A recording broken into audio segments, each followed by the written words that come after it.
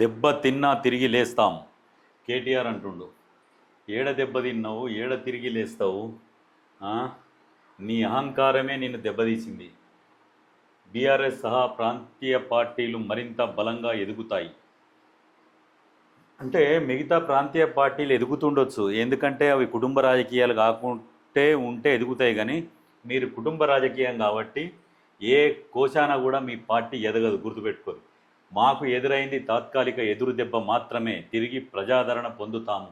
తాత్కాలిక దెబ్బ అయింది కాబట్టి కదా, మీకు తాత్కాలిక దెబ్బ కాదు, పార్లమెంట్లో కూడా రుచి చూపించారు తెలంగాణ ప్రజలు. సున్నాకు పరిమితం చేసిరు. సిగ్గు తెచ్చుకొని ఇంకా ప్రజలలో తిరగకుండా సైలెంట్గా కూర్చోవాలి. కేసీఆర్ తిరిగి సీఎం కావాలని ప్రజలు కోరుకుంటున్నారు. కేసీఆర్ తిరిగి కావాలని ప్రజలు కోరుకుంటుర్రా? కేసీఆర్ అనే అతను, ఆ పెద్ద మనిషి కేసీఆర్ మాత్రం రాజకీయాలకు రాడు, గుర్తుపెట్టుకోరు. ఇంకా రాజకీయంగా ఆయన పదవి విరమణ తీసుకుంటున్నాడనే సమాచారం కూడా ఉన్నది. కేసీఆర్ పర్మనెంట్గా రాజకీయాలకు దూరంగా ఉంటాడు. ఆయన పేరు చెప్పుకొని నీకు ముఖ్యమంత్రి కావాలని కోరికున్నది, కానీ దాన్ని ప్రజలు నిన్ను వద్దని అనుకుంటున్నారు. లాస్ట్ టైం మొన్న ఎలక్షన్లలో కూడా కేసీఆర్ నిన్ను ముఖ్యమంత్రి చేద్దాము అని అనుకుంటుండన్న ఒక సమాచారం ప్రజలకు పోయింది. కాబట్టి మిమ్మల్ని ఓడగొట్టాడ కూసబెట్టిరు. ఎందుకంటే నువ్వు మామూలుగా మీ అయ్య ముఖ్యమంత్రి ఉంటేనే నువ్వు ఆగలే. ఎట్లా రాజరిక పాలన, మీ ఎమ్మెల్యేలను కూడా, మీ క్యాబినెట్ హోదాలు ఉన్నోళ్ళని కూడా అరే జరుగురాబాయ్ ఇదిరాబాయ్ మర్యాద ఇయ్యరు మీరు, తెలుసా అది? ఎందుకంటే దొరల అహంకారం అది. కేసీఆర్ని తిరిగి సీఎం కావాలని ప్రజలు కోరుకుంటలేరు. అవన్నీ నీ ఉత్తగానే గాలిమాటలు. కానీ ఇంకొకటి ఏం మాట్లాడుతున్నావు? తెలంగాణలో బీజేపీ, టీడీపీ, పవన్ కళ్యాణ్ కలిసి వచ్చినా చూడురిగా, ఇది మెయిన్. ఇది ఏంటంటే రాజకీయాలని మలుపు తిప్పే అంశం ఇది. తెలంగాణలో బీజేపీ, టీడీపీ, పవన్ కళ్యాణ్ కలిసి వచ్చిన బీఆర్ఎస్దే గెలుపు. ఒకవేళ ఈ తెలంగాణలో బీజేపీ, టీడీపీ, ఈ జనసేన, పవన్ కళ్యాణ్ మూడు కలిసి వస్తే ఎవరికి ప్రమాదము? బీఆర్ఎస్ అనేది ఉండదిగా.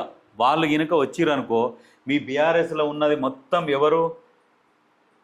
వీళ్ళే కదా, మన టీడీపీ వాళ్ళే కదా ఉన్నది. టీడీపీ వాళ్ళే కదా మొత్తం ఉన్నది బీఆర్ఎస్లో. టీడీపీ వాళ్ళే ఉన్నారు మొత్తం. వాళ్ళు వచ్చినాక వాళ్ళు ఏం చేస్తారు? మళ్ళీ గరు వాపస్ అని చెప్పేసి అందరం పిలిపించుకుంటారు ఖచ్చితంగా. వాళ్ళు ఇప్పుడే ఎందుకు వస్తలేరు అంటే, టీడీపీ వాళ్ళు కూడా ఇప్పుడు తెలంగాణలో టీడీపీ, బీజేపీ, జనసేన ఎందుకు వస్తలేరంటే, ఇప్పటి నుంచే మొదలు పెడితే ఖర్చులతో కూడుకున్న పని. ఇవన్నీ ఇప్పుడు బాడీ ఫామ్ చేయాలి. బాడీ ఫామ్ చేయాలంటే ఖర్చులు, రకరకాల ఖర్చులు ఉంటాయి. కాబట్టి వాళ్ళు ఆచితూచి ఆలోచిస్తున్నారు. ఖచ్చితంగా వస్తారు వాళ్ళు కూడా వస్తారు. వచ్చినాక ఏం చేస్తారంటే బీఆర్ఎస్ని మొత్తం ఖాళీ చేసి బీఆర్ఎస్ని ఉన్న వాళ్ళని వాళ్ళ దాంట్లోకి తీసుకుంటారు మొత్తం. మిగతా వాళ్ళు పోయి కాంగ్రెస్లో కలుస్తారు. లాస్ట్కి ఫైనల్గా హోరాహోరీ పోరు ఎవరికైతుంది? పోరు ఎవరికైతుంది అంటే కాంగ్రెస్కు, బీజేపీకి పోటీ అవుతుంది. బీజేపీనేమో ముఖ్యమంత్రి అభ్యర్థిగా సపోర్ట్ చేస్తారు వాళ్ళు. సపోర్ట్ చేసి టీడీపీకి కొన్ని, జనసేనకి కొన్ని. జనసేన ఏం చేస్తుంది? పవన్ కళ్యాణ్ యువతను ఆకర్షిస్తాడు. ఆ రకంగా వచ్చేసరికి బీఆర్ఎస్ ఏమవుతుంది? అక్కడ మొత్తం జీరో అయిపోతుంది. ఇప్పుడు మీరు అనవసరంగా ఇప్పుడు వరంగల్లో సభ పెట్టుకొని ఈ రకంగా మీరు ఖర్చులు పెట్టుకుంటున్నారు. సోషల్ మీడియాకు 100 కోట్లు ఖర్చులు పెడుతున్నారు కదా. ఇవన్నీ బూడిదలు ఉచ్చబుడబుడ, గుర్తుపెట్టుకోర్రి. 100% నేను చెప్తున్నా కదా, నెక్స్ట్ ఎలక్షన్లల్లో రెండు పార్టీలు కొట్లాడతాయి. బీజేపీ, కాంగ్రెస్ హోరాహోరీ కొట్లాడతాయి. ఆ దున్నపోతులు కొట్లాడుకుంటే దూడ తెచ్చింది అన్నట్టు బీఆర్ఎస్ అనేది అసలు కనుమరుగైపోతుంది. జెండా కూడా కనపడదు తెలంగాణలో బీఆర్ఎస్ది. ఇది మాత్రం 100% వాస్తవము. ఇదే జరుగుతుంది. ఇంకేమంటుండు? సాక్షి ఇంటర్వ్యూలో బీఆర్ఎస్ వర్కింగ్ ప్రెసిడెంట్ కేటీఆర్ అట, రాబోయే రోజుల్లో కేంద్రంలో సొంతంగా ఏ జాతీయ పార్టీ అధికారంలోకి రాదు. సరే, ఇప్పుడు నీకు ఒక ఎంపీ సీట్ లేదు, నువ్వు జాతీయ పార్టీ గురించి ఎందుకు? అయినా కానీ మీరు ఇప్పుడు రజతోత్సవ సభ అని పెడుతున్నారు అంటే 25 ఏళ్ళదని. మరి బీఆర్ఎస్ ఎప్పుడు స్థాపించారు, టీఆర్ఎస్ ఎప్పుడు స్థాపించారు? మరి అది టీఆర్ఎస్ సభనా, బీఆర్ఎస్ సభనా? అది మీకు కూడా క్లారిటీ లేదు. బీఆర్ఎస్ అన్నప్పుడు మరి జై తెలంగాణ అనే స్లోగన్ ఎందుకు? జై భారత్ అనొచ్చు కదా. మరి ఇతర రాష్ట్రాల నుంచి కూడా పిలిపిస్తున్నారా మరి ఈ సభకు? అంటే ఉన్న రాష్ట్రంలోనే వస్తుంది, దిక్కులేదు. మళ్ళీ బయట రాష్ట్రాలకు వెళ్ళి ఏడికి వస్తారన్న ఆలోచన. ఏడికి వెళ్ళి వస్తారు? వాళ్ళు కూడా రారు. రాబోయే రోజుల్లో కేంద్రంలో సొంతంగా ఏ జాతీయ పార్టీ అధికారంలోకి రాదు. నువ్వేం జోచి అని చెప్పకలే, కానీ కేంద్రంలో బీజేపీ గ్రాఫ్ క్రమంగా తగ్గుతోంది. అంటే సరే తగ్గితే తగ్గుతుండొచ్చు, తగ్గని. ఎందుకంటే ఇప్పుడు బీజేపీ కూడా కంటిన్యూ 3 సార్లు ఇచ్చారు ప్రజలు ఛాన్సు. ఇంకా 4గోసారి కూడా మరి ఇస్తారా ఇయ్యరా అనేది కాలం నిర్ణయిస్తుంది. ఎందుకంటే ఇంకా చాలా టైం ఉంది కాబట్టి దాని గురించి ఇప్పుడే మాట్లాడుకోవాల్సిన సమయం కూడా కాదు. కులాలు మతాల ప్రాతిపదికన పుట్టే పార్టీలు ఎక్కువ కాలం మనుగడ సాగించలేవు. కులాలు మతాలు కాదు కానీ కుటుంబ ప్రాతిపదికన పుట్టిన పార్టీ మీది. ఇప్పుడు ఎందుకంటే మీ దాంట్లో సీనియర్ ఇప్పుడు హరీష్ రావు ఉన్నాడు.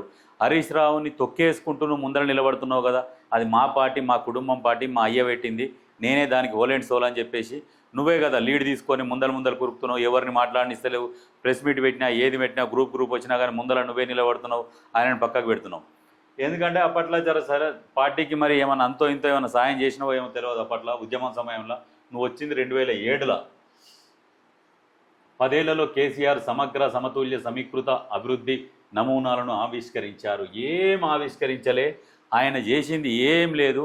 30 లక్షల కోట్ల ట్రాన్సాక్షన్ల ఆయన అభివృద్ధి చేసింది ఎంత, గుండె మీద చేసుకొని ఆలోచించుకోవాలి. కేటీఆర్ కూడా ఏం చెప్పారు, ట్యాంక్ బండ్ మీద దోషులతో నీళ్లు తాగాలని చెప్పారు.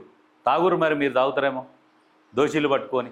కరీంనగర్, లండన్, ఇక్కడ టర్కీని ఇంకేవో దేశాల పేర్లు చెప్పిండు ఈ రకంగా అభివృద్ధి చేస్తామని. ఏది చేసినప్పుడు ఫామ్ హౌస్లో కూర్చొని తొడగొట్టి రకరకాల గప్పాలు కొట్టి లాస్ట్కి ఏమైంది, ప్రజలు వద్దనుకున్నారు.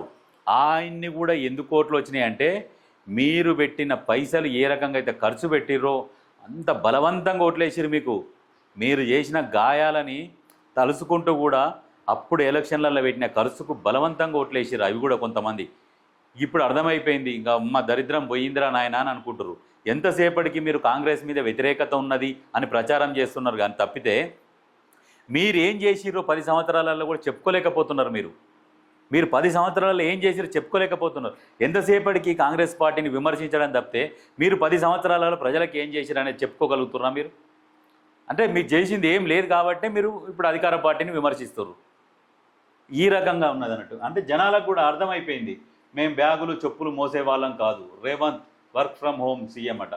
రేవంత్ వర్క్ ఫ్రమ్ హోమ్ సీఎమ్మా? సిగ్గుండాల మాట మాట్లాడుతందుకు. రోజుకు 18 గంటలు పనిచేస్తుండు. వర్క్ ఫ్రమ్ ఫామ్ హౌస్ మీ అయ్యా. మీ రకరకాల చిట్టాలు ఉన్నాయి. సినిమా ఇండస్ట్రీని కూడా చేతిలో పెట్టుకున్నారు. డ్రగ్స్ కేసు ఆగానే డ్రగ్స్ కేసు ఏం చేశారు, క్లోజ్ చేసి పడేసారు దాన్ని. వాళ్ళందరినీ చెక్కు చేతలలో పెట్టుకున్నారు. ఎందుకు? నచ్చినట్టు. ఏది వెనకటప్పుడు కొంతమంది రాజులు దాడి చేసి విచక్షణ రహితంగా ఇంటి కుటుంబ సభ్యుల మీద కూడా దాడులు చేసి ఆడవాళ్ళని కూడా అనుభవించిన చరిత్ర ఉన్న రాజుల వంశానికి చెందినటువంటి వంశం మీది. ఆ టైపుగా పరిపాలించారు. బ్యాగులు చెప్పులు మోసే వాళ్ళం కాదు. మీరు బ్యాగులు చెప్పులు ఎందుకు మోపిస్తారు? మీరు కాళ్ళు మొక్కించుకునే కుటుంబం కదా మీరు. అట్లాంటి వాళ్ళు మీరు కాళ్ళు మొక్కించుకుంటారు. దొరలు, అహంకారులు, ఎవరిని కూడా లెక్క చేయరు. అది ఎవడన్నా మంచి బట్టలు వేస్తే కూడా ఓర్వలేనటువంటి కుటుంబం మీది. దగ్గర కూడా రావద్దు. ఎంతసేపటికి మీ దగ్గర చేతులు కట్టుకొని ఉండాలి. ఎంతసేపటికి మేయని సార్ సార్ సార్ మీరే సంబోధిస్తుంటారు. ఏమని కేటీఆర్ సార్, పెద్ద సార్ వస్తాడు. కానీ ఎవరన్నా కేసీఆర్ని అన్నారా ఎవరన్నా? ఇప్పుడు అదే ఇప్పుడున్న ముఖ్యమంత్రి రేవంత్ రెడ్డి రేవంత్ అన్న ఎవరు చూడు. ఇప్పుడు ఆయన పేచీకి పోయినా కానీ అన్న ఉన్నాడా అని అడుగుతారు. అన్న ఉన్నాడా? అపాయింట్మెంట్ కావాలంటే ఎవరిది? రేవంత్ అన్నది అపాయింట్మెంట్ కావాలి అని అంటారు. రేవంత్ రెడ్డి సార్ది ఉందా అని ఇంతవరకు ఎక్కడన్నా మాటిన్నారా? వినలే. ఎందుకంటే ఆయనకు అట్లనే ఇష్టము. ఆయన ప్రజలకు అట్లనే చొచ్చుకోపోయిండు. అదే రకంగా అధికారంలోకి వచ్చిండు. అదే రకంగా కూడా సేవలు చేస్తున్నాడు. ఏంటంటే ఇప్పుడు మీరు ఎంతసేపటికి అక్కడ నిధులు లేవు, బడ్జెట్ లేదు తెలుసు, కావాలని రెచ్చగొడుతురు. మాకు ఇవేమైనాయి, అవేమైనాయి, ఇవేమైనాయి అన్నీ చేస్తూనే ఉన్నారుగా 1 by 1. మొన్న కూడా మన మంత్రి తుమ్మల నాగేశ్వరరావు గారు కూడా అన్నారు, కొంచెం రైతు భరోసా ఆలస్యం అవుతున్నందుకు క్షమించాలి, అన్ని వరుస 1 by 1 చేసుకుంటూ వస్తామని కూడా చెప్పిండు. ఇక మీకు ఛాన్స్ లేదు. తెలంగాణలో రాజకీయంగా మీకు ఛాన్స్ లేదు. ఏమంటున్నాడంటే మళ్ళీ మా అయ్య ముఖ్యమంత్రి కాదు, నువ్వు ముఖ్యమంత్రి కావాలనుకుంటున్నావు కదా, నీకు మంత్రి అయ్యే ఛాన్స్ కూడా లేదు. ఒకవేళ నీకు జస్ట్ మంత్రి అయ్యే ఛాన్స్ ఉన్నది అంటే అది వేరే పార్టీలనే, కానీ మీ యొక్క టీఆర్ఎస్ అలియాస్ బీఆర్ఎస్లో మాత్రం అది అస్సలు జరగదు. గుర్తుపెట్టుకో. శూన్యం నుంచి సునామీ సృష్టించి లక్ష్యాన్ని చేరుకున్న అసాధారణ నేత కేసీఆర్. ఈ డప్ప కొట్టుకుంటూనే ఉండాలి, మెడకో డోలేసుకొని కొట్టుకుంటూ ఉండాలి. ఎప్పుడన్నా మీ బతుకులకు మీ నోట్ల నుంచి విద్యార్థులు, నిరుద్యోగులు, ఉద్యోగులు వీళ్ళందరూ కలిసి ఉద్యమం చేసిరు. ఎంతోమంది అమరులు, వాళ్ళందరూ త్యాగాల ఫలితమే తెలంగాణ అని ఎన్నడన్నా మీ నోట్లకెళ్ళి వచ్చిందా? అమరుల త్యాగాల ఫలితం అని ఎన్నడన్నా వచ్చిందా? ఎంతసేపటికి మా అయ్య సావు నోట్లే తలకాయ పెట్టిండు. సాగు నోట తలకాయ పెట్టిన అయిపోతుండే. ఈ గప్పాలు కొట్టుకుంటా పబ్బం గడుపుకుంటారు.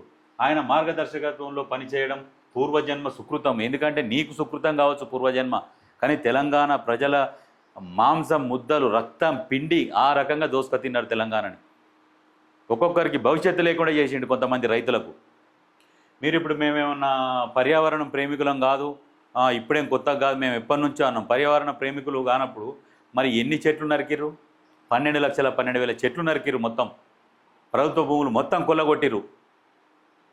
నరికి అయినా మేము హరితహారం పేరు మీద మేము చెట్లు నాటినాం. నువ్వేం చెట్లు నాటినావు? హరితహారం పేరు మీద సుబాబుల్ చెట్లు, కోనోకార్పస్ చెట్లు. కోనోకార్పస్ చెట్ల వల్ల ఆరోగ్యానికి ఎంత అనర్థం అనేది తెలుసు. అది దాని గురించి చదువు. అది ఎక్కడ నదులు పోయి సముద్రంలో కలిసే దగ్గర భూసారం కొట్టుకపోకుండా ఉండేటందుకు ఆ చెట్లు అక్కడ ఉంటే అక్కడ పెంచుతారు వాటిని. నువ్వు తీసుకొచ్చి సిటీ నడిబొడ్డులలో షోప్ టాప్ కోసం అని చెప్పేసి ఆ చెట్లు పెట్టేసి ఆ చెట్లకు నీళ్లు కూడా అవసరం లేదు అట్లాంటి చెట్లను పెట్టినావు. అవి ఏం చేస్తాయి? ఆక్సిజన్ పీల్చుకొని కార్బన్ డైఆక్సైడ్ వదిలే చెట్లను పెట్టినావు. ఇది మళ్ళీ హరితహారంలో ఎంత అవినీతి జరిగింది మీకు తెలియదా? 100 కోట్లు ఇప్పటికీ దాని మీద విచారణ జరిపినా ఎంతోమంది బయటపడతారు హరితహారం మీద. అప్పుడు గతంలో ఏమేం చేసిరు, ఆ నిధులన్నీ ఎక్కడికి పోయినాయి, ఎంత కేటాయించిరు, అవి ఇప్పుడు ఎంక్వైరీ జరిపినా దొంగలు బయటపడతారు. హుస్సేన్ సాగర్ ప్రక్షాళన కోసం 200 కోట్లు కేటాయించారు. 4 రోజులు ప్రోకలేన్ అందులో ఇటు తిప్పిరి, మరి పాయ. మరి 200 కోట్లు ఎక్కడ పాయ? మరి కాకెత్తుకపోయిందా? ప్రతి పనిలో అవినీతే. ఇప్పుడు భూదాన భూములు కూడా ఉన్నాయి. భూదాన భూములు మీ పార్టీలో ఉన్న వాళ్ళు ఎంతమంది ఎన్ని వందల ఎకరాలు కబ్జా చేశారు? అది కూడా బయటకు వస్తుంది. హైకోర్టు ఆల్రెడీ నోటీసులు ఇచ్చింది. రేపు నెక్స్ట్ వచ్చేస్తుంది. రాబోయే రోజుల్లో కేంద్రంలో సొంత బలంతో ఏ జాతీయ పార్టీ అధికారంలోకి రాదని భారత రాష్ట్ర సమితి వర్కింగ్ ప్రెసిడెంట్. ఇంకా వర్కింగ్ ప్రెసిడెంట్ ఏంది? ఇంకా ప్రెసిడెంట్ అన్నట్టే. ఇంకేనా ఈ ఏ పార్టీ రాదు, ఇంకా మీరే మీ సహకారంతోనే ఏ పార్టీ వచ్చినా అధికారంలోకి రావాలని చూస్తున్నావు. కాకపోతే మీకు ఒక్క ఎంపీ సీటు కూడా లేదు దరిద్రానికి. మళ్ళీ మీరు ఇంకా జాతీయ రాజకీయాల గురించి మాట్లాడుతారు. పోయి ఎక్కడనో పంజాబ్ రైతులకు ఫండ్ ఇస్తిరి. సిగ్గుండాల పంజాబ్ రైతులకు చెక్కులు ఇచ్చి వచ్చారు. ఉన్న రైతులేమో ఇక్కడ ఆత్మహత్య చేసుకున్నారు మీ పరిపాలనలో. పంజాబ్ రైతులకు, హర్యానా రైతులు, ఢిల్లీ రైతులకు వాళ్ళని ఆదుకుంటారు. పోయి మహారాష్ట్ర రైతులను మహారాష్ట్రలో మీటింగ్ కోసం అని పోయి 600 కార్లు వేసుకొని పోయి ర్యాలీగా పోయినాం. అంటే ఎంత ఖర్చు పెట్టుకొని ర్యాలీగా పోయి ఆడ ఆఫీస్ ఓపెన్ చేసి వచ్చినాం? ఆఫీస్ ఉందా ఇప్పుడేనా? పోయి తీసుకుపోయి ఆ టిఫిన్ సెంటర్కి ఏమి ఇచ్చారు ఆఫీస్. ఇప్పుడు అక్కడికి వెళ్ళి ఒకటి తెచ్చి 150,000 జీతానికి పెట్టుకున్నావు అఫీషియల్గా. దేనికి? ఇగో ఇవన్నీ మీ లెక్కలు మహా ఘోరంగా ఉంటాయి. కేంద్రంలో బీజేపీ గ్రాఫ్ క్రమంగా తగ్గుతుంది. తెలంగాణలో బీజేపీతో కలిసి టీడీపీ పవన్ కళ్యాణ్ వచ్చిన బీఆర్ఎస్ అఖండ మెజార్టీతో తిరిగి అధికారంలోకి వస్తుందని ధీమా వ్యక్తం చేశారు. అఖండ మెజార్టీ కాదు కదా, కొన్ని చోట్ల డిపాజిట్ కోల్పోతారు. గుర్తుపెట్టుకోరు, ఇది 100% వాస్తవము. కులమతాలనే తాత్కాలిక భావోద్వేగాలపై ఆధారపడే పార్టీలు ఎక్కువ కాలం మనుగడలేవు. కులమతాలు కాదు, కుటుంబం మీద ఆధారపడి మా కుటుంబం పరిపాలించాలి, మా కుటుంబానికి అధికారం ఉండాలి, మేమే రాజులుగా ఉండాలనుకున్నవి కూడా ఎన్ని రోజులు నిలవలే. గతంలో ఎన్నో పార్టీలు వచ్చినాయి పోయినాయి. అట్లనే ఏ దానికి కూడా 10 సంవత్సరాల కంటే ఎక్కువ లైఫ్ ఇచ్చింది లేదు. ఒకసారి 2 సార్లు చూసిరు. ఇంకా చూస్తారా అంటే జనాలు చూడరు. జనాలు కూడా చాలా తెలివి కల్లోళ్ళు, అన్నీ గమనిస్తూనే ఉన్నారు. ఎప్పుడు ఏ టైంలో ఎట్లా బుద్ధి చెప్పాలనో అట్లా చెప్పిర్రు. అక్కడికి మీ చాప్టర్ క్లోజ్. మళ్ళీ మీరు అధికారంలోకి అనేది ఒక కళ, మీరు రాలేరు కూడా. ఈ నెల 27న బీఆర్ఎస్ పార్టీ రజతోత్సవం జరుపుకుంటున్న నేపథ్యంలో ఆయన సాక్షికి ప్రత్యేక ఇంటర్వ్యూ ఇచ్చారు. సాక్షికి ఎందుకు ఇచ్చిరంటే, ఇక ఇప్పుడు అక్కడ జగను ఇక్కడ వీళ్ళిద్దరు కలిసి ఒకటే కదా. ఎందుకంటే ఆయన ఎలక్షన్లు ఉన్నప్పుడు ఈయన పోయి సాయం చేస్తాడు, ఇక్కడ ఎలక్షన్లు ఉన్నప్పుడు ఆయన వచ్చి సాయం చేస్తాడు. ఆయన 1,00,000 కోట్ల అధిపతి ఆయన, మీరు 2 లక్షల కోట్లకు అధిపతులు మీరు. ఇట్లా బీఆర్ఎస్ వర్కింగ్ ప్రెసిడెంట్గా 25 ఏళ్ల ప్రస్థానాన్ని ఎలా చూస్తున్నారు అని అడిగితే స్వతంత్ర భారతదేశ చరిత్రలో ప్రాంతీయ పార్టీలు రజతోత్సవాలు నిర్వహించుకోవడం ఆషామాషి కాదు. అధికారం కోసం కాకుండా తెలంగాణ రాష్ట్ర సాధన లక్ష్యంగా పుట్టిన పార్టీ బీఆర్ఎస్. తెలంగాణ రాష్ట్ర సాధనగా పుట్టింది. కాకపోతే అప్పుడు ఏం చేసిరు? అందరు రాష్ట్ర సాధన కోసము అన్ని పార్టీలు కలిసి పనిచేసినాయి. ఆ ముక్క చెప్పవు. జయశంకర్ సార్ని ఏం చేసిరు? లాస్ట్కు ఎంత ఇజ్జత్ తీసిరు. కోదండరామ్ని ఏం చేసిరు? రాజకీయ జేసీ చైర్మన్ని. గద్దరన్న అంట ఈయన అపాయింట్మెంట్ ఇవ్వలేదని మాట్లాడితే ఆయన వచ్చి సడన్గా అక్కడ కూర్చున్నాడట. సడన్గా వచ్చి కూర్చుంటే అపాయింట్మెంట్ ఎట్టిస్తారు అట. గద్దరన్న చేసిన ఉద్యమంలో ఒకసారి మీటింగ్ పెడితే 15 లక్షల మంది వచ్చారు. మీరు ఇప్పుడు 10 లక్షల మందిని జమ చేసేందుకు నానా సంకనాకుతున్నారు.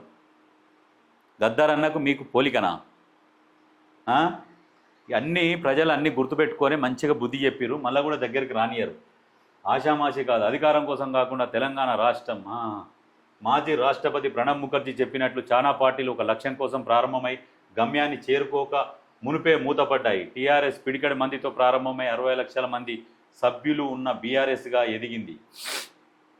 పిడికెడు మంది అంటే ఆ పిడికెడు మందిలోనే అన్ని పార్టీలోళ్ళు అందరు వచ్చిర్రు. అంటే మీ బీఆర్ఎస్ అని రాలే, తెలంగాణ ఉద్యమం కోసం పనిచేసిర్రు. ఉద్యమకారులను మొత్తం తరిమేసినావు, ఉద్యమ ద్రోహులను పక్కన పెట్టుకున్నావు. మీది ఇప్పుడు ఉద్యమ పార్టీ కాదు, ఉద్యమ ద్రోహుల పార్టీ. ఉద్యమం, అధికారం, ప్రతిపక్షం ఇలా ప్రజలు ఏ పాత్ర ఇచ్చినా వారి గొంతుకుగా నిలుస్తున్నాం.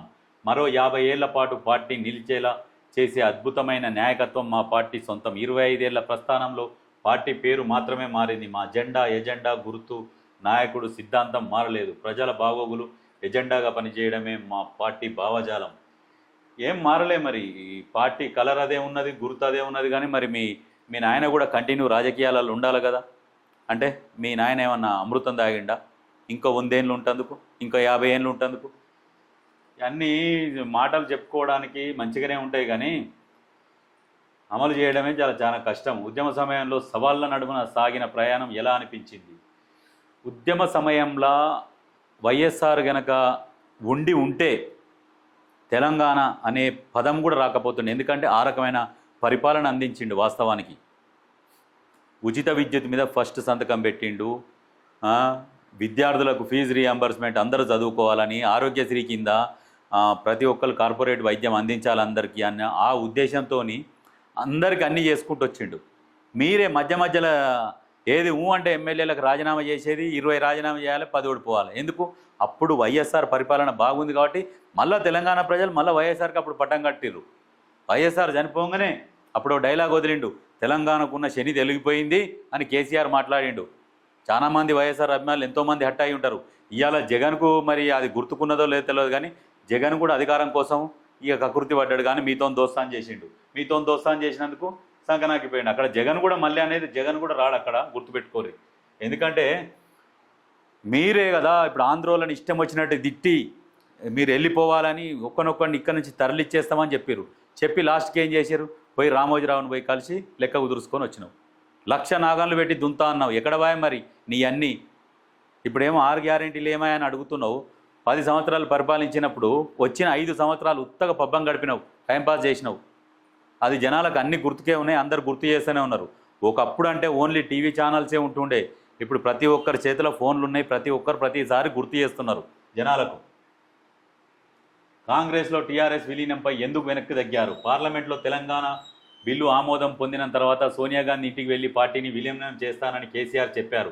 సోనియా సూచన మేరకు దిగ్విజయ్ సింగ్తో కలిసి విలీనంపై జరిపిన సంప్రదింపుల్లో కాంగ్రెస్ నిజాయితీగా స్పందించలేదు. తనను నమ్ముకున్న వందలాది మంది నాయకులు, వేలాది మంది కార్యకర్తల రాజకీయ భవిష్యత్తుపై కాంగ్రెస్ స్పష్టత ఇవ్వకపోవడంతో విలీనం ప్రతిపాదనను కేసీఆర్ విరమించుకున్నారు.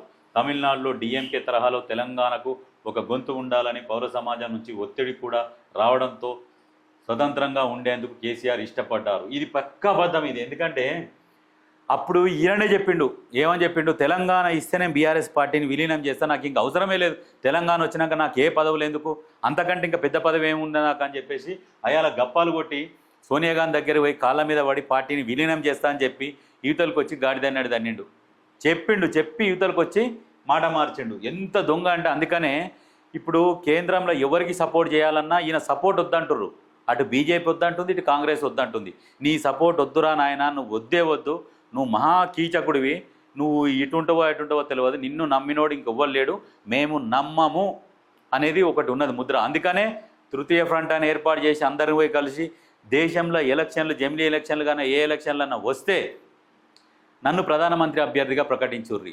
దేశంలో అయ్యే మొత్తం అన్ని పార్టీలకు జరిగే ఖర్చు మొత్తం నేను పెట్టుకుంటా అని మాట్లాడినావు. అంత డబ్బు ఎక్కడిది?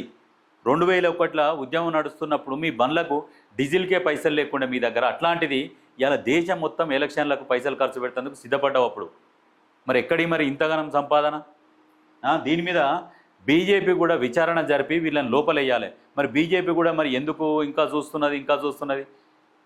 ఇప్పుడే వేయాలి, ఇదే కరెక్ట్ సమయం. ఎందుకంటే ఎలక్షన్ల ముందర తీసుకుపోయి వేస్తే మళ్ళీ సెంటిమెంట్ మమ్మల్ని ఓర్వలేక తీసుకుపోయి లోపలేసిరని మళ్ళీ ఇదొకటి సెంటిమెంట్ రాజకీయాలు చేస్తారు.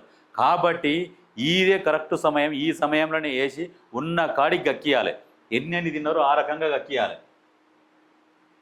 కొత్త రాష్ట్రంలో ప్రజలు 5 ఏళ్ళు అధికారం ఇస్తే ముందస్తు ఎన్నికలకు ఎందుకు వెళ్ళారు అని ఈ సాక్షి అడిగింది. అంటే జమిలీ ఎన్నికల పేరిట 2 జాతీయ పార్టీలు నాటకం ఆడుతున్న సమయంలో తెలంగాణను దేశం ముందు ఆవిష్కరించేందుకు 2018లో ముందస్తు ఎన్నికలకు వెళ్ళాము. 6 నెలల పదవి కాలాన్ని పక్కన పెట్టి ఎన్నికలకు వెళితే 88 సీట్లతో అసాధారణ గెలుపు నమోదు చేశాం. ఇది కేసీఆర్ సమర్థతకు ప్రజలు ఇచ్చిన సర్టిఫికేట్. 2వ టర్మ్లో పెద్ద నోట్ల రద్దు, కరోనాతో ఆర్థిక ఇబ్బందులు ఎదుర్కొన్నాం.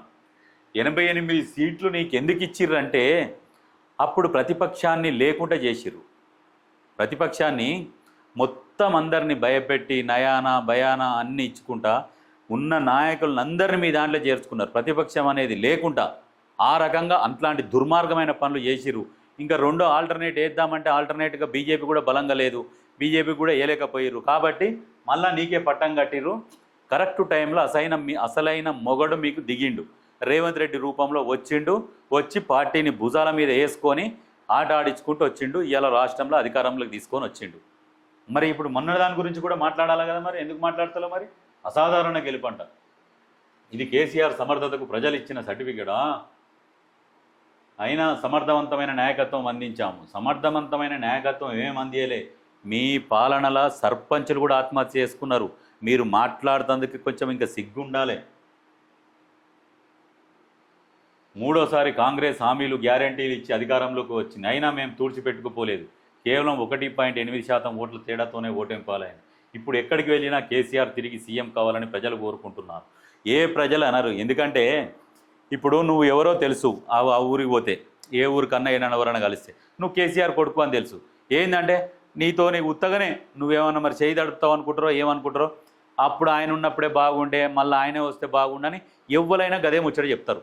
నువ్వు ఈడ కాదు, నువ్వు ఏడిగో అదే ముచ్చట చెప్తారు. నువ్వు పోయినాక వాళ్ళు చేసే పనాలు చేస్తారు. ఏంది 1.8% తేడాట. ఇక పర్సెంటేజ్ ఎందుకు? ఓటమే అనుకోవాలి. 5 ఏళ్ల పాలనలో కేసీఆర్ మోడల్ సాధించింది ఏంటి? 10 ఏళ్ల పాలన. 2014లో సంక్షోభ పరిస్థితులను అధిగమించి విద్యుత్, తాగునీరు సహా అనేక అంశాల్లో తన దూరదృష్టితో కేసీఆర్ సమతుల్య సమీకృత అభివృద్ధి నమూనాను ఆవిష్కరించారు. ఏం ఆవిష్కరించలే. నాగార్జున సాగర్ నీళ్లను కూడా ఆంధ్రకు తరలించకపోమని చెప్పేసి సంతకం కూడా పెట్టిండు. ఆ పేపర్ కూడా బయటకు వచ్చింది. మళ్ళీ ఇప్పుడేమో నీళ్ళు తీసుకుపోతుంటే మీరు చూస్తున్నారు అని అంటారు. వాళ్ళకే ఫుల్ నీళ్ళు ఉన్నాయి, వాటర్. వాళ్ళు తీసుకుపోయి ఏం చేసుకుంటారు? ఇప్పుడు దిగువ ఉన్నది కాబట్టి వదలాల్సి వస్తుంది, వదులుతూనే ఉంటారు అంతే. ఇంకా అక్కడ అంతేగాని దానికి మించి మళ్ళా ఏంటంటే ఆంధ్ర తెలంగాణ అనేది ఒక చిచ్చు రగిల్చి మళ్ళా ఏదైనా అధికారంలోకి వద్దామన్న ఆశలు అట్లాంటివి అన్నీ ఇంకా నీరైపోయినాయి. ఇంకా ఇవన్నీ ఏముండవు నీకు. కానీ అసెంబ్లీ పార్లమెంట్ ఎన్నికల్లో ఓటమిని సమీక్షించుకున్నారా? 5 ఏళ్ల పాలనలో మేము చేసిన మంచి పనులను సరిగ్గా ప్రచారం చేసుకోలేకపోయాం. ఏ మంచి పనులు చేసినామని ప్రచారం చేసుకుంటావు? సరే, ఇప్పుడు కాంగ్రెస్ అధికారంలోకి వచ్చినాకనైనా మీరు ఎక్కడైనా ప్రెస్ మీట్ పెట్టి మీరు చేసిన మంచి పనులు ఏమైనా చెప్పుకున్నారా?